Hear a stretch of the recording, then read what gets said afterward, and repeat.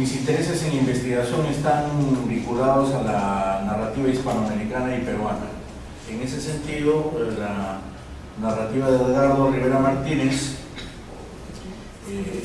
forma también parte de mis intereses en investigación. Bien,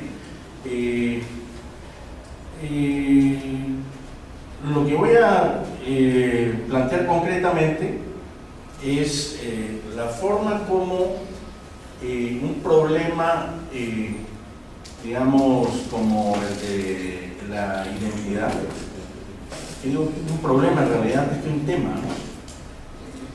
Está recogido en la narrativa de Edgardo Rivera Martínez desde sus primeros cuentos. Este problema de la identidad, desde mi punto de vista, es planteado a partir de diversos recursos, siendo el principal el de lo que denomino fantástico o fantástica también, ¿no? Según uno decida, pues, por una u otra.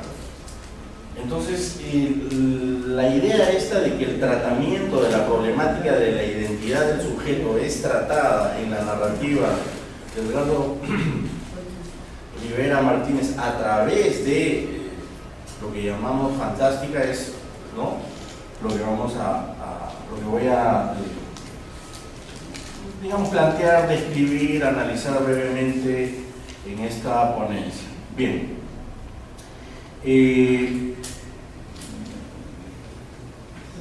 Voy a ir concretamente al punto. En el caso del tratamiento de la identidad, que es uno de los temas más, digamos, tratados por los narradores fantásticos, son muchos los recursos que se emplean para, digamos, problematizar la identidad, ¿no? Si pensamos, por ejemplo, en la narrativa de Borges, podemos pensar en el tema del doble, en el tema de los espejos, en el tema de los gemelos, en el tema de, qué sé yo, hay una multiplicidad de figuras, ¿no?, que los narradores, como Borges, emplean para entrar a este problema de la identidad. Cuando los escritores fantásticos trabajan en el tema de la identidad, me parece que lo que tratan de hacer fundamentalmente, como es el caso de Borges, es suspender, ¿no?, esta, digamos,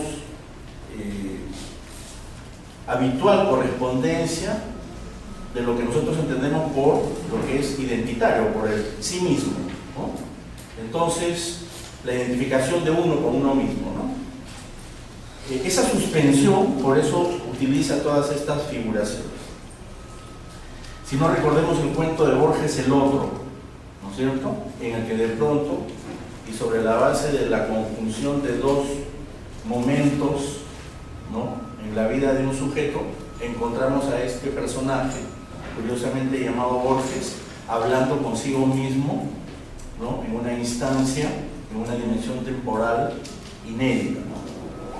Entonces, de pronto Borges se encuentra con él mismo cuando era joven, ciertamente, y a partir de este horror, ¿no?, que se experimenta sobre la base del contraste, se vive la experiencia de lo fantástico, eso que se puede identificar como inquietante, perturbador, siniestro, desconocido, ingobernable, absolutamente inédito, ¿no?, respecto de nuestras formas de relacionarnos con el mundo.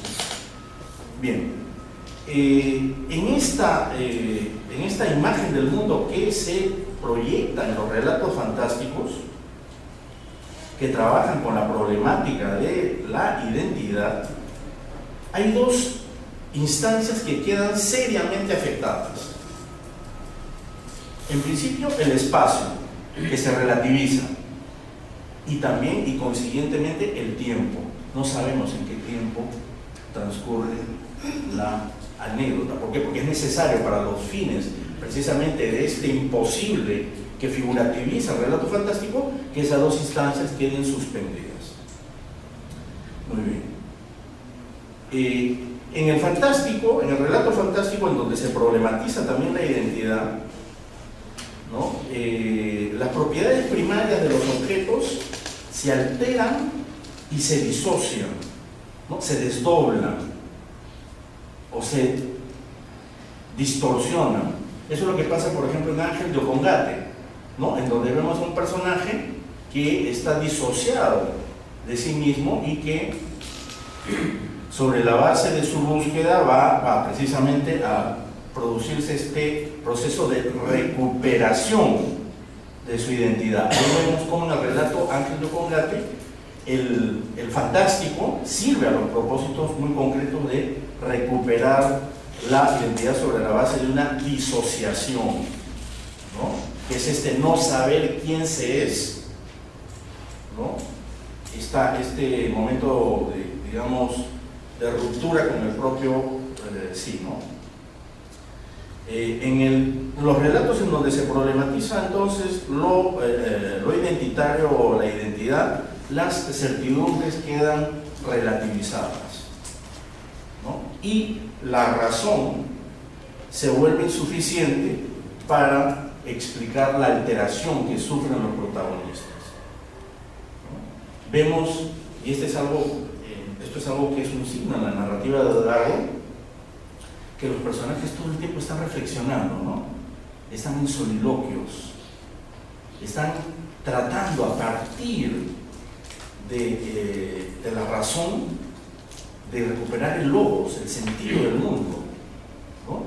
Pero lo curioso es que cuando se produce esta recuperación termina siendo inútil, ¿no?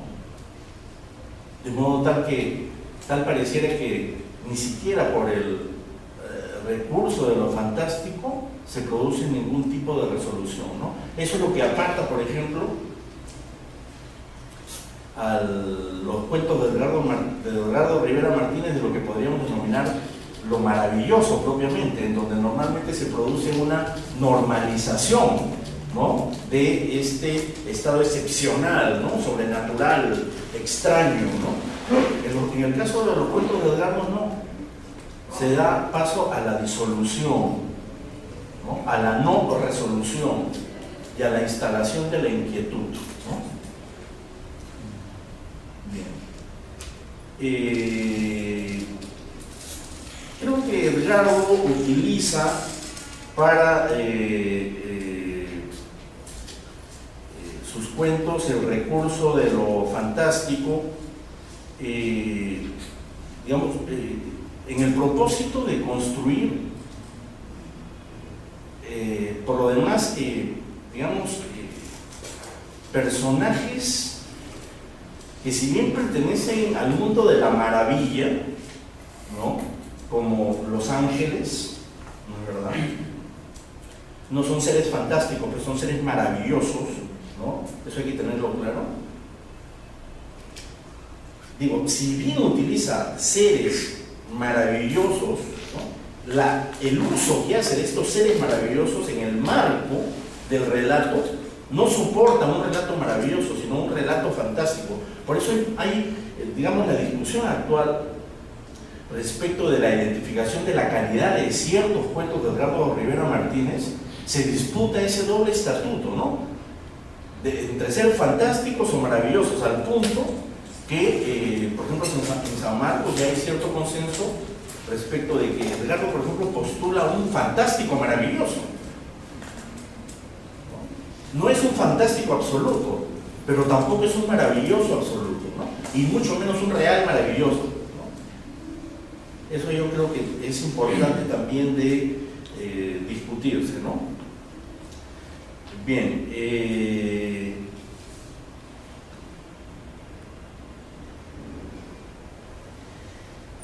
como consecuencia de todo lo que vengo a decir, entonces podemos postular que en la narrativa de Edgardo Rivera Martínez, ¿no?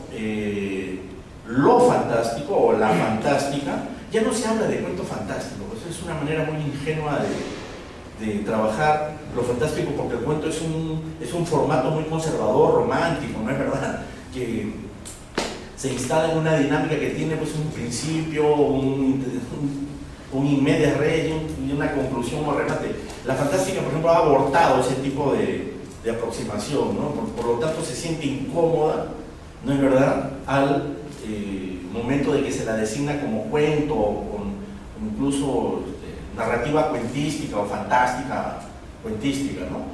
Y eso es algo importante porque los cuentos de Edgardo, desde el visitante, ¿no?, lo comentábamos hace un momento con Américo, también rompen con esa estructura tradicional del cuento convencional.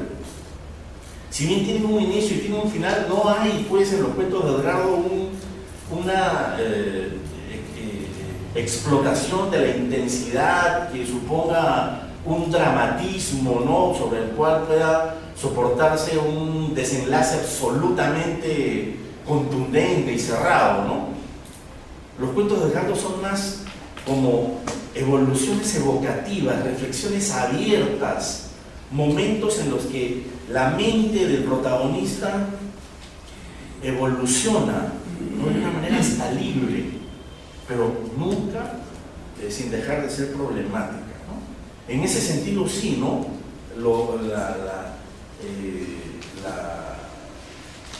la obra de Edgardo, ¿no?, opera en ese sentido de una forma más cercana con la fantástica, ¿no? Porque el cuento sí, ¿no? El cuento sí es maravilloso, o el relato sí es maravilloso, ¿no? Y además, como hay un proceso de normalización en el relato maravilloso, una vuelta a la normalidad después de la aparición de la fenómena, ¿no?, tiende pues a respetar la estructura del cuento tradicional romántico. La fantástica no.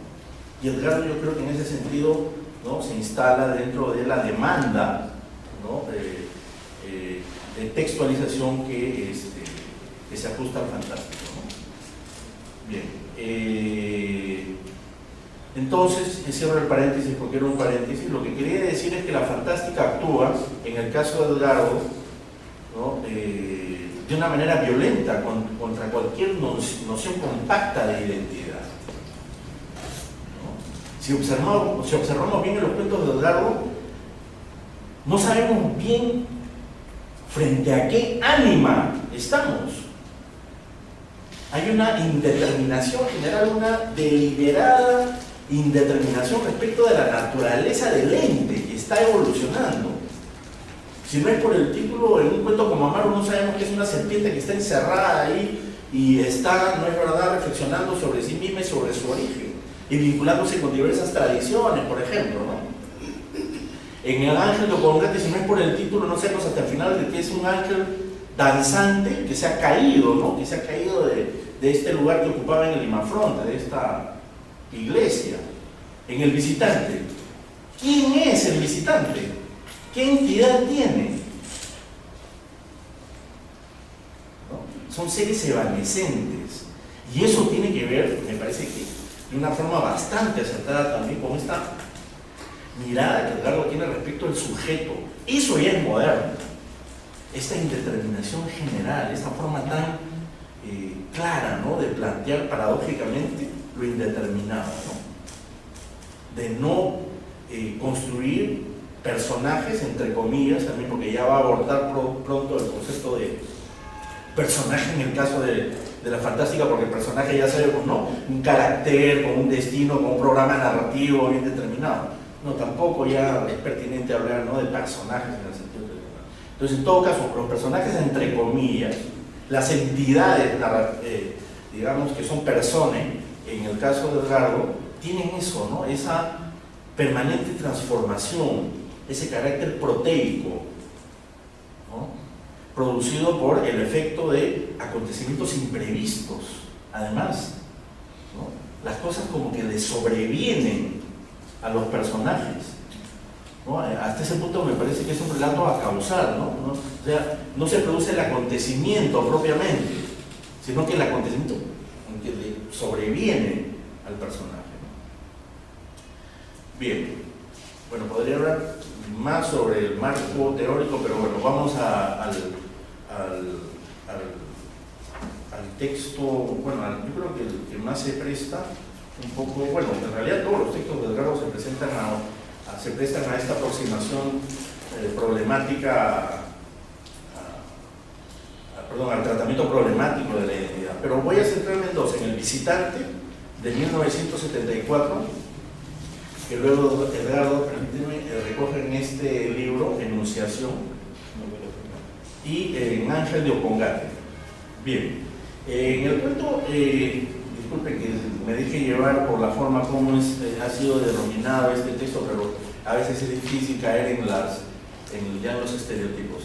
En este texto, vamos a decirle, porque tampoco es un cuento, dicen que es novela corta, etc., ¿no? Pero en este texto, El visitante, Edgardo presenta una anécdota muy simple, ¿no?, que es la aparición, ¿no?, de un personaje en la vida de un matrimonio.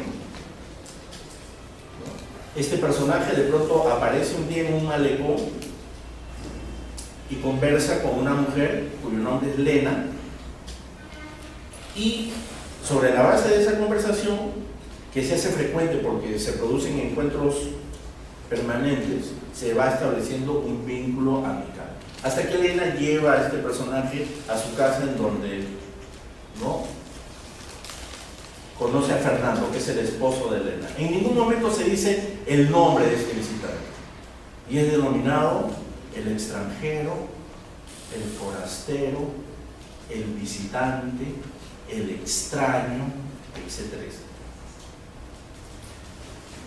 Y la sensación que percibimos en este relato, en este texto, es que la presencia de este visitante logra turbar la armonía de este matrimonio,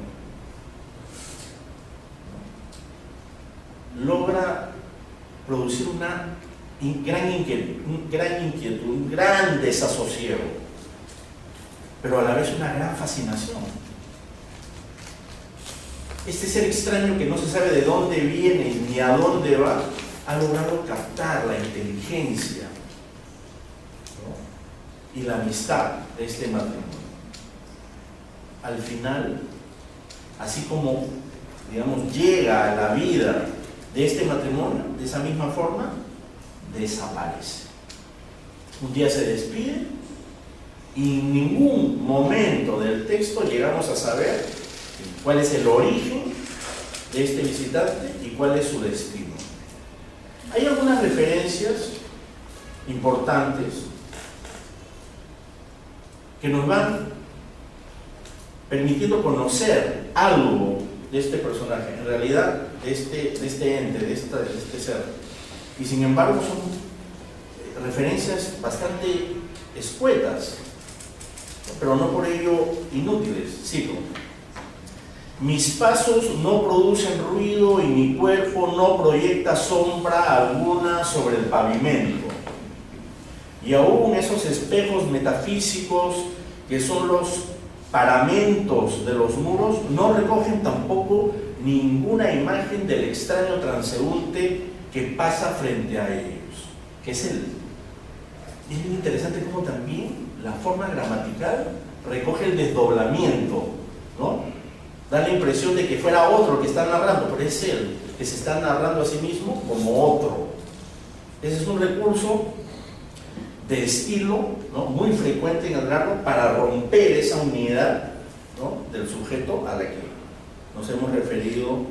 Entonces, vemos, ¿no?, qué tipo de personaje es que no proyecta su sombra, que es casi evanescente, ¿no?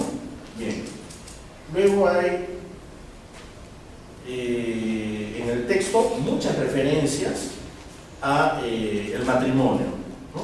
El relato está trabajado desde un multiperspectivismo, de tal forma que tenemos primero al visitante que cuenta en primera persona, luego se da paso a la voz de Elena, luego se da paso a la voz de Fernando, luego se recupera la voz de Elena. Entonces vemos también que el relato es como una especie de poliedro, ¿no? Es un espejo múltiple que nos permite observar, ¿no?, este contrapunto de identidades que van conociéndose unas a otras, pero bajo el mandato de la imposibilidad, ¿no?, de conocerse. Hay algunas pistas que nos permiten, ¿no?, de alguna forma conocer la motivación de esta voz, ¿no?, que se ha instalado en el relato. Cito: pero el firme bastón, ¿quién lo hubiera imaginado? El guerrero taciturno abandonó un día la montaña eterna. No fueron causa ni ira ni soberbia. Ya estamos refiriendo, ahí ya nos vamos dando cuenta que las referencias son bíblicas. La montaña alta es el cielo. Y cayó de ahí ni por ira, dice, ni por ira ni por soberbia. No es el ángel caído que se revela, ¿no?, ante Dios. Dice, fue la meditación, el descubrimiento de un nuevo y diferente universo, todo interior, así como la elección de una propia y permanente soledad. Y comenzó el descenso en una profundidad no sospechada, que se prolongaba a medida de aquel mismo descenso. Dos puntos: el viaje a lo ignorado. O sea, este ente es una mente que ha elegido la soledad y el exilio en el propósito de conocerse, bajo el imperio de la razón, de la reflexión. Esa es su caída. Y esa es la razón de su exilio. De ahí, para Ángel de Ocongate, ¿qué cosa hay Américo? Nada. Inmediatamente. De ahí viene Ángel de Ocongate como una... Claro, este es un mundo occidental, un balneario limeño, está Lima, pues ahí de alguna manera de verdad, ¿no? Entonces, hay un continuo, pues en el relato también bien interesante, ¿no? Esta calidad angélica, esta entidad que se genera sobre la base del propio logos, de la propia reflexión. Yo creo que ya desde el visitante, y bueno, ya nos dirá Américo si viene de antes, es para entender la narrativa, la primera narrativa de Edgardo es fundamental. Esa es la calidad de los entes, ¿no?, de Edgardo. En el caso de Ángel de Ocongate tenemos ahí ciertamente la misma proyección ontológica, la misma calidad de ser, un ser que evoluciona sobre la base de la reflexión, pero con un elemento que se transforma respecto del visitante. Si bien el visitante nos deja ver que es un ángel, ¿no?, que ha elegido el camino de la razón para conocerse, en el caso de Ángel de Ocongate tenemos todo lo contrario, un ambiente absolutamente andino, ¿no?, mestizo, y alguien que desconoce absolutamente, como dice al final, la razón de su caída, ¿no? Aquí tenemos el que ha caído por elección, el que obra en profundidad, el que ha elegido el exilio y la soledad porque siente que ese es su destino. En Ángel de Ocongate tenemos todo lo contrario, aquel que no sabe la razón de su caída, ¿no? Y que curiosamente está más vinculado, frente al primer texto del visitante, en un mundo andino, mestizo. Ese ángel no es indio. Mi voz no es de misti, dice, ni de indio. ¿Qué cosa es? Es un indio, es un ángel mestizo. Ahí la propuesta de Edgardo ya creo que se eleva a un nivel mayor respecto de lo que podríamos denominar una problemática identitaria vinculada con el horizonte, con un horizonte, digamos, pues, nacional, ¿no? En el caso de Ángel de Ocongate tenemos, Edgardo trabaja con el mito del ángel caído, que es bíblico, ¿no? No es un mito prehispánico, no había ángeles pues en un grupo prehispánico, ¿no?, para postular una identidad mestiza. Edgardo asume el pasado colonial andino y postula una identidad mestiza a partir de su recuperación o redescubrimiento. Pero qué curioso, ¿no? Cualquiera diría que finalmente saber de dónde se viene y quién se es podría propiciar en el personaje, entre comillas, en este ente, en este ángel, algún tipo de gratificación, ¿no? Finalmente, pues sé quién soy, ¿no? Y sin embargo, en el texto de Edgardo, Ángel de Ocongate es insuficiente, incluso llegar a saber quién se es. ¿Qué es lo que sucede? Continúa el exilio. Es un cuento bien problemático ahí, ¿no? Porque está poniendo hasta en cuestión a la identidad mestiza como un espacio de confluencia, de júbilo, ¿no? Esa parte es, digamos, bien problemática, ¿no?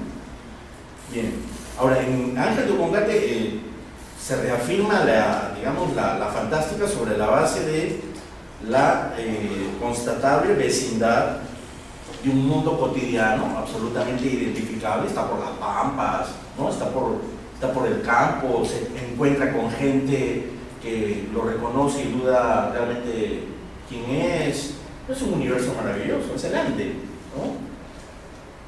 Y sin embargo, vemos esta constatable vecindad del mundo cotidiano en el que se instala la fantástica con el mundo de la alteridad, con ese mundo de lo otro desconocido, ¿no? En este caso, el mundo de ese ángel caído. Bien. Es cierto, los ángeles son seres maravillosos y hasta uno podría apostar de que el cuento de Edgardo es un cuento maravilloso sobre la base de la presencia del ángel. Y sin embargo, el hecho de que el cuento no postule una resolución edificante, ¿no? Y más bien relativice la propia identidad mestiza, nos instala en ese espacio de inquietud, de desasosiego, de desazón, ¿no? Yo creo que eso, en ese sentido, el texto en ese sentido, ¿no? Vincula, además hay una problemática también bien interesante ahí, que tiene que ver con lo que es la mítica propiamente, el relato mítico, que es el relato del ángel caído, y su vinculación con la fantástica.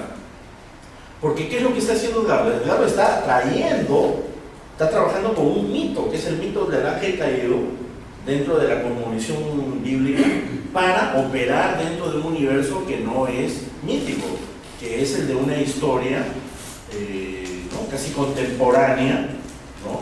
Donde hay iglesias, creo que no, es ya un momento que podemos identificar como republicano, ¿no?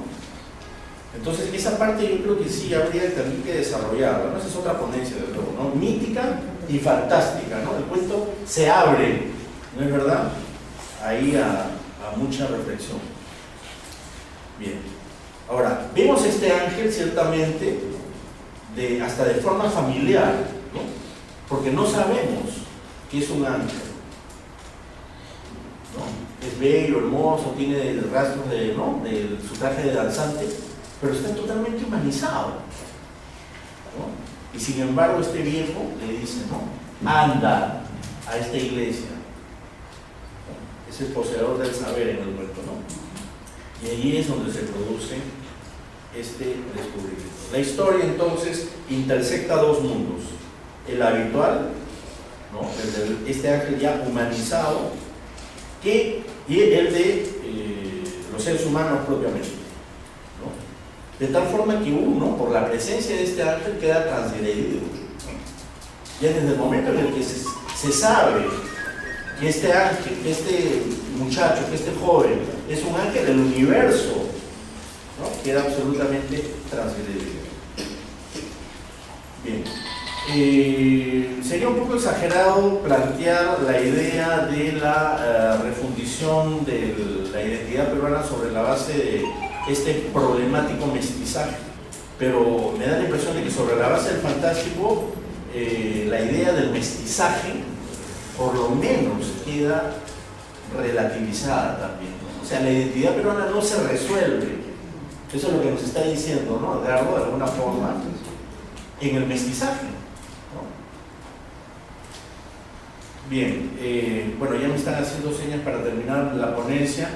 Hay mucho que discutir realmente. Después, si hay alguna pregunta, sería bueno trabajar algunos contenidos. Yo les agradezco mucho la atención. Gracias.